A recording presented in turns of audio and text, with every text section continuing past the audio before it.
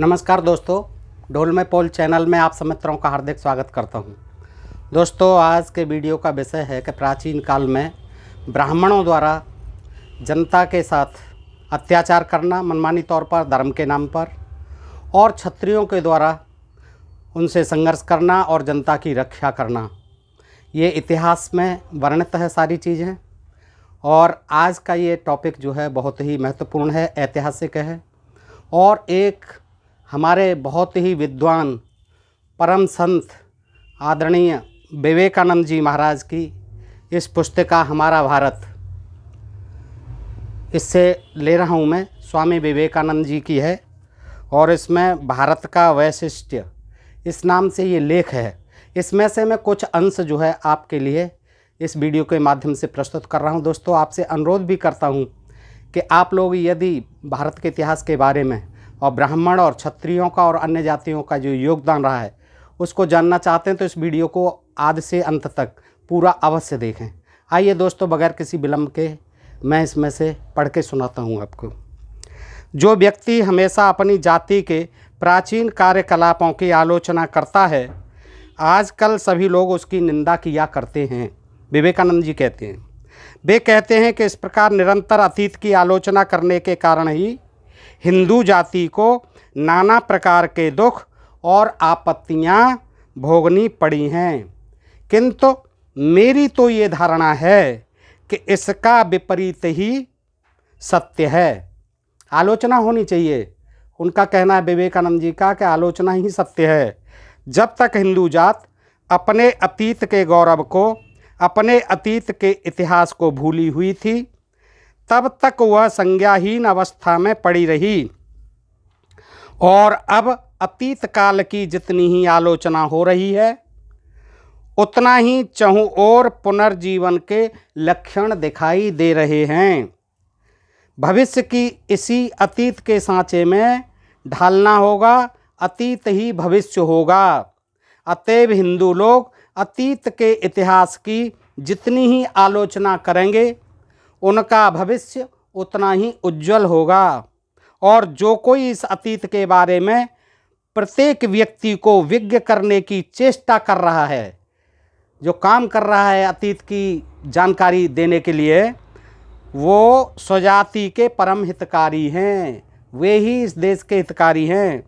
भारत की अवनति इसलिए नहीं हुई कि हमारे पूर्व पुरुषों के नियम एवं आचार विचार खराब थे, वरन देश की अवनति का कारण यह था कि उन नियमों और आचार व्यवहारों का न्यायतः जो परिणाम होना चाहिए था, उसमें उनको परिणत नहीं होने दिया गया।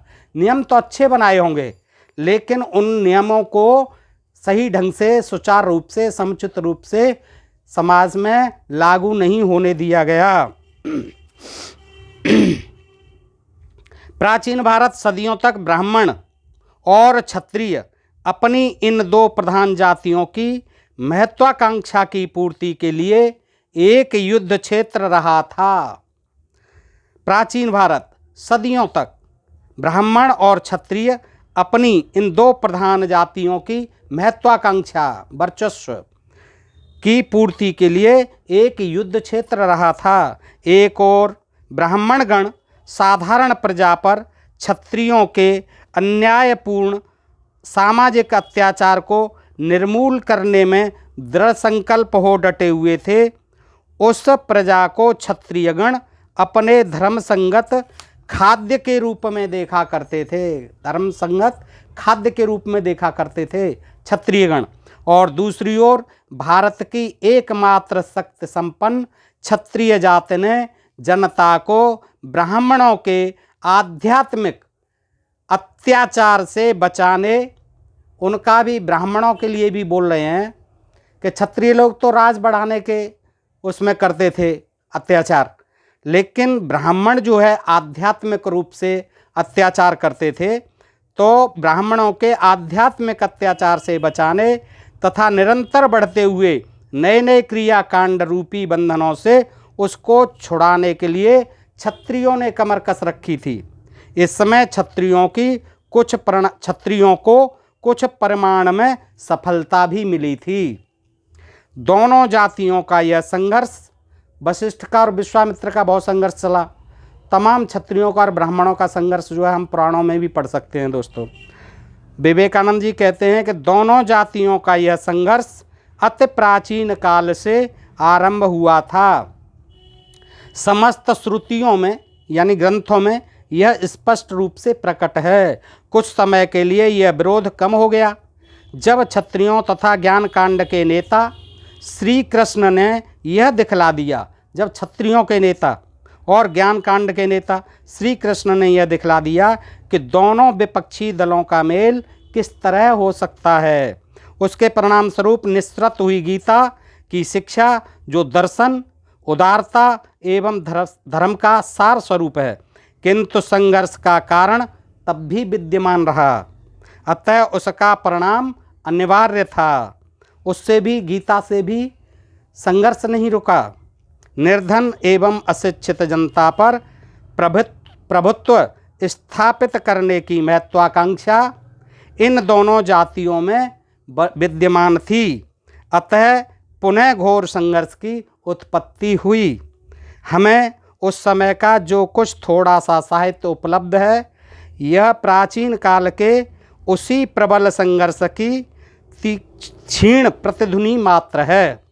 किंतु अंत में क्षत्रियों की विजय हुई, ज्ञान की जीत हुई, स्वाधीनता की जीत हुई, कर्मकांड की प्रधानता अब और न रह गई। कर्मकांड की प्रधानता अब न रह गई। क्षत्रियों की विजय हुई, ज्ञान की जीत हुई, क्षत्रियों की विजय के साथ स्वाधीनता की भी जीत हुई और कर्मकांड की हार हुई तथा कर्मकांड का अधिकांश हमेशा के लिए नष्ट हो गया।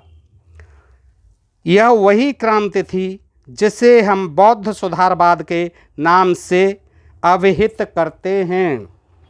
धर्म की ओर से देखने पर यह उत्थान कर्मकांड के हाथों से मुक्ति का सूचक है और राजनीति के दृष्टिकोण से यह क्षत्रियों के द्वारा ब्राह्मणों के प्राधान्य का विनाश सूचित करता है। क्षत्रियों के द्वारा ब्राह्मणों के जो प्रधानता थी उसके विनाश को सूचित करता है।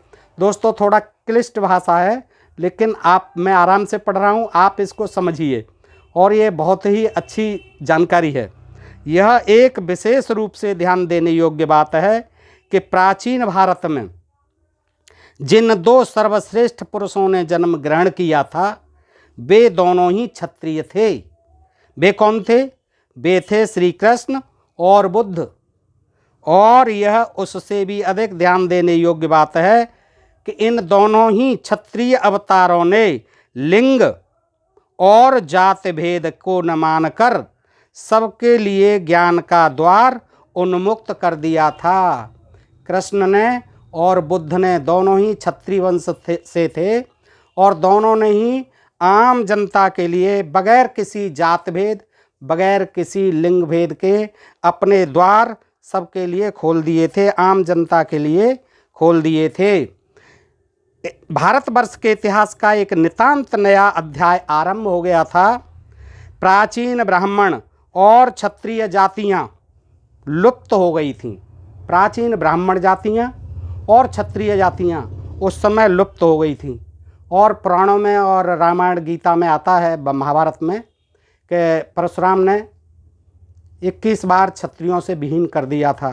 क्षत्रिय रहे ही नहीं थे, सारे क्षत्रिय मार दिए थे। तो हिमालय तथा विंध्याचल की मध्यवर्ती वह आर्यभूमि कहते थे इसे, हिमालय तथा विंध्याचल की मध्यवर्ती वह आर्यभूमि जिसने कृष्ण और बुद्ध को जन्म दिया था, जो महामना राजर्षियों तथा ब्रह्म ऋषियों की क्रीड़ा भूमि रही थी, इस समय नीरव रही, शांत रही। और भारत प्रायद्वीप के सबसे आखिरी छोर से भाषा तथा रूप में संपूर्ण विभिन्न जातियों की ओर से एवं प्राचीन ब्राह्मणों के वंशज कहकर गौरवानुभव करने वाली पीढ़ियों से विकृत बौद्ध धर्म के विरुद्ध प्रतिक्रिया आरंभ हो गई थी। बौद्ध धर्म में भी कुछ विकृतियां आई और उसका भी विरोध यहाँ शुरू हो गया था। आर्यावर्त के उन ब्राह्मणों और क्षत्रियों का क्या हुआ, ये देखना। आर्यावर्त के उन ब्राह्मणों और क्षत्रियों का क्या हुआ? उनका नाम हमेशा के लिए मिट गया। इधर उधर ब्राह्मणत्व एवं क्षत्रियत्व पर अभिमान करने वाली केवल कुछ मिश्रित जातियां ही शेष रह गईं। जो मिश्रित जातियां थीं वो ही बची थीं क्षत्रियों के नाम पर और ब्राह्मणों के नाम पर। असली जो क्षत्रिय और ब्राह्मण जातियां थीं सब समाप्त प्राय हो गई थीं। और इन जातियों के इस प्रकार अहंकार तथा आत्म प्रशंसापूर्ण वाक्यों के कहने पर भी कि इस देश ब्रह्मावर्त या ब्रह्मर्ष देश में पैदा हुए ब्राह्मणों से ही संसार के सभी मनुष्य चरित्र निर्माण की शिक्षा प्राप्त करेंगे, इन लोगों को दीन वेश में दाक्षिणात्यों के पद प्रांत में बैठकर विनय पूर्वक शिक्षा ग्रहण करनी पड़ी। जो ब्राह्मण ये कहते थे कि हम लोगों से ही, हम ब्राह्मणों से ही मनुष्य, हर देश का मनुष्य, दुनिया का मनुष्य चरित्र निर्माण कर पाएगा, चरित्र निर्माण की शिक्षा प्राप्त करेगा, उन लोगों को भी भागकर दाक्षिणात्य, दक्षिण के जो विद्वान थे उनकी शरण में, उनके पैरों में बैठकर उनसे शिक्षा ग्रहण करनी पड़ी। बौद्ध धर्म के प्रचार में क्षत्रिय गण ही वास्तव में नेता रहे थे, क्योंकि बुद्ध भगवान स्वयं क्षत्रिय थे और जो बुद्ध प्रचारक थे और बुद्ध धर्म के समर्थक थे वो प्राय क्षत्रिय थे, तथा बड़ी संख्या में उन्होंने बौद्ध धर्म स्वीकार किया था। क्षत्रियों ने सुधार तथा धर्म परिवर्तन के उत्साह में संस्कृत भाषा लोगों द्वारा उपेक्षित होकर लोक प्रचलित भाषाओं की चर्चा प्रबल रूप से शुरू हो गई थी। संस्कृत का ह्रास हुआ और आम जो भाषा थी, प्रादेशिक भाषाएं थी, प्रांतीय भाषाएं थी, उनका विकास हुआ और अधिकांश क्षत्रिय वैदिक साहित्य एवं संस्कृत शिक्षा के क्षेत्र से बाहर हो गए थे। उन्होंने छोड़ दिया संस्कृत और वैदिक साहित्य को पढ़ना और बुद्ध धर्म की तरफ उनका खिंचाव था, बुद्ध धर्म के समर्थक थे, अनुयायी थे। अतएव दाक्षिणात्यों से यह जो सुधार तरंग उत्थित हुई उससे कुछ सीमा तक केवल ब्राह्मणों का ही उपकार हुआ। दक्षिणी भारत से जो ब्राह्मणों ने बचाए रखा वही जो है यहाँ पर उससे ही ये जो ब्राह्मण गए थे उनका उपकार हुआ, परंतु भारत की शेष कोट कोट जनता के पैरों में उसने पहले से भी अधिक श्रृंखलाएं डाल दी, धार्मिक श्रृंखलाएं डाल दी। क्षत्रियगण सदा से ही भारत का मेरुदंड रहे हैं।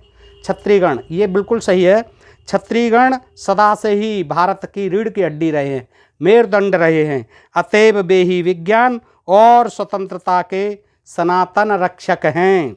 देश से अंधविश्वासों को हटा देने के लिए चिरकाल से ही उनकी वज्रवाणी प्रतिध्वनित हुई है, इसमें कोई शक नहीं दोस्तों। क्षत्रियों की आवाज़ जो है हमेशा अंधविश्वासों को हटा देने के लिए चिरकाल से ही वज्रवाणी प्रतिध्वनित हुई है और भारतवर्ष के इतिहास के आदि से अंत तक ब्राह्मणों के अत्याचार से साधारण जनता की रक्षा करने के लिए क्षत्रिय स्वयं एक अभेद्य दीवार की भांति खड़े रहे हैं।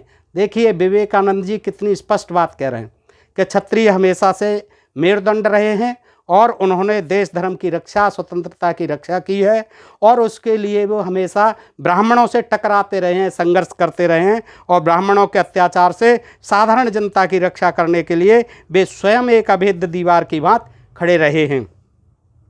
जब उनमें से अधिकांश घोर अज्ञानता में निमग्न हो गए और शेष थोड़ों ने जब मध्य एशिया की जंगली जातियों के साथ रोटी बेटी का संबंध स्थापित कर क्षत्रियों ने भारत में पुरोहितों की शक्ति दृढ़ करने के लिए तलवार हाथ में ली। जब क्षत्रिय नहीं थे तो कुछ ब्राह्मणों ने अग्नि यज्ञ करके कुछ क्षत्रियों को, यहाँ के जो बचे हुए क्षत्रिय थे, जो कुछ बची हुई वीर जातियाँ थीं, उनसे क्षत्रियों का निर्माण किया और उन्हीं से और उन क्षत्रियों का जो मध्य एशिया की जंगली जाति थी उनके साथ रोटी बेटी का संबंध स्थापित कर भारत में पुरोहितों की शक्ति दृढ़ की और तलवार हाथ में ली। तब तो भारत के पाप का प्याला लबालब भर गया। जब क्षत्रिय भी ब्राह्मणों की रक्षा करने के लिए तलवार हाथ में लेके खड़े हो गए और जो मध्य एशिया से आई हुई जंगली जातियाँ थीं, जनजातियाँ थीं, उनके साथ वो रोटी बेटी का संबंध करने लगे, उस समय विवेकानंद जी कहते हैं तब तो भारत के पाप का प्याला लबालब भर गया और भारत भूमि एकदम नीचे डूब गई और इससे उसका उद्धार उस समय तक नहीं होगा। भविष्य की भी बात कर रहे हैं, जब तक कि क्षत्रिय गण स्वयं न जागेंगे, सोए हुए हैं वो, तथा अपने को मुक्त कर। अब किससे मुक्त करना है देखिएगा, अपने को मुक्त कर शेष जातियों के पैरों से जंजीरों को न खोल देंगे। जो बेड़ी डाल दी गई हैं उन बेड़ियों को जब तक नहीं काटेंगे, क्षत्रियों को ही आगे आने पड़ेगा। पुरोहित प्रपंच ही भारत की अधोगति का मूल कारण है। ये साफ कह रहे हैं, पुरोहित प्रपंच ही भारत की अधोगति, भारत के विनाश का, भारत के सत्यानाश का मूल कारण है। मनुष्य अपने भाई को पतित बनाकर क्या स्वयं पतित होने से बच सकता है? ये विवेकानंद जी ने बहुत बड़ी बात कह दी है कि पुरोहित प्रपंच ही भारत की अधोगति का मूल कारण है। मनुष्य अपने भाई को पतित बनाकर, शूद्र, अछूत, अस्पृश्य, नीच, हीन, दीन बनाकर तथा क्या स्वयं पतित होने से बच सकता है? कभी नहीं। क्या देश तरक्की कर सकता है? कभी नहीं। दोस्तों, ये विवेकानंद जी के विचार थे, मुझे बहुत पसंद लगे। मैंने सोचा कि आपको भी सुनाता चलूं। दोस्तों, वीडियो अच्छा लगा तो मित्रों को शेयर करना और ढोल में पोल चैनल को ऐसे ही प्रसंग सुनते रहने के लिए सब्सक्राइब अवश्य कर लें। धन्यवाद। जय हिंद, जय भारत।